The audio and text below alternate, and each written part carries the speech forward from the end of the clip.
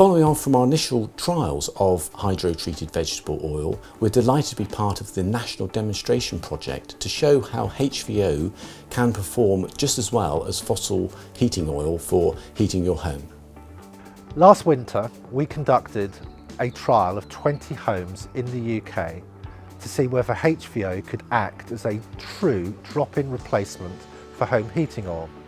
Those trials were successful, and we were able to show that there were no major issues and a few minor, inexpensive tweaks to the boiler system were required. This winter, we have expanded our trials to a demonstration project across the UK. 15 distributors from Scotland to Cornwall are engaged in introducing HVO into 200 homes, schools and other buildings. This project is also designed to look at the logistics of a bigger rollout when we get government permission. So when I was offered the chance to join a national initiative to trial a fossil-free fuel, naturally I signed up. My old fossil fuel was taken away and the fossil-free oil put in a very clean tank and then fed into the boiler. Now, my boiler is still my old boiler, the existing one, and it took maybe, well, less than half a day to just tweak a few things, moderations on my old boiler, and everything's going very well. I can understand people feeling a bit apprehensive about swapping from fossil fuel to something, well, it's called fossil-free liquid fuel. Don't be worried, because it is working well. It's not only renewable, I think it's also sustainable. And it is easy to swap over. Living in Cornwall as I do, we're built on bedrock really here. So if we went to a ground source heating system, it would be very difficult here because you've got to really dig down, and that's very expensive. And I understand that the air source heating is also expensive. So this, I haven't had to change my boiler. I've just had to swap my old fossil fuel for this new fossil-free liquid alternative. First of all, I was delighted to be invited to take a part in the trial of HVO in Kehelen Village. From my point of view, it looked like the ideal solution to having fossil-free fuel, and that's in fact what's happened. The conversion was little more than a routine annual maintenance, and the only difference really is that instead of having a tank full of kerosene, we've now got a tank full of fossil-free fuel, and for us that will probably save in the order of about 5 tons of carbon, of CO2 per year. Now you take that plus my neighbours and the rest of the village, and that's an enormous amount. And really, this is such a good solution.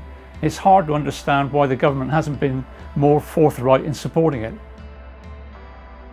A lot of my friends and colleagues have also been converted, and there's about 1/3 of the village has now been converted, including the school, the horticultural centre, and really it's happened very, very quickly. We don't have to have our central heating system ripped up. There's no other changes other than the simple changes on the pump. Frankly, it just looks like the perfect solution.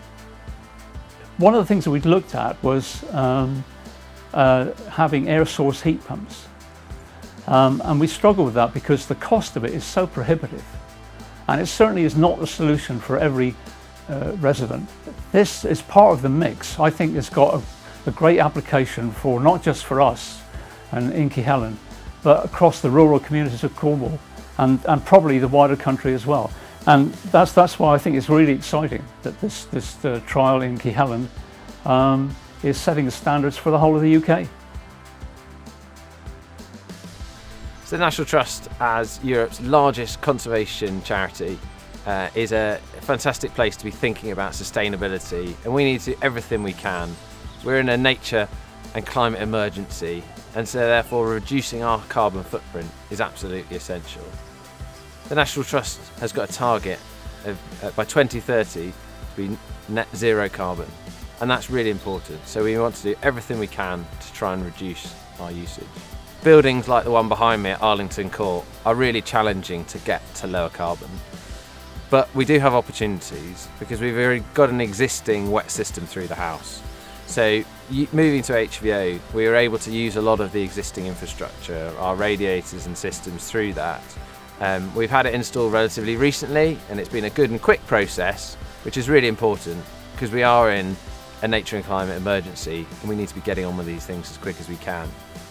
The system's been in now for a couple of months and running smoothly, which is great. We've got visitors back in the house, and having a consistent temperature for our collections is a really important part of our collections management and being a conservation organisation like we are. We have recently submitted responses to the government consultations with respect to off-grid homes and buildings. In those responses, we have recognised that HVO is one of the cheapest upfront solutions to decarbonisation of off-grid homes. However, the disparity between HVO prices and home heating oil prices may discourage a number of homeowners. Currently, the use of HVO in vehicles, mobile machines and aircraft is governed by the Renewable Transport Fuel Obligation, the RTFO. The mechanism provides an incentive and reduction of HVO to those users currently of 80 pence per litre. Our simple ask to government is to extend the RTFO to include other sectors, including home heating oil, so they can also benefit from reduction in HVO price. The logic is obvious, given the upfront cost of the alternatives. I'm so happy to think that we are doing our bit for the planet, and it's vital. I mean, my children in their 20s now, they are going to have to pick up the pieces from what our generation unwittingly have done. So now, wittingly, we can get it right. This is the low-hanging fruit. This is the easy win. And we can go and do this right now. And the gains which we can make in the next 20 years will be absolutely enormous. And if there are future solutions, well, great. But frankly, in 20 years' time, I'm not going to be around to see it anyway. So I'm going to do my bit right here and now. And I hope that everybody else will as well.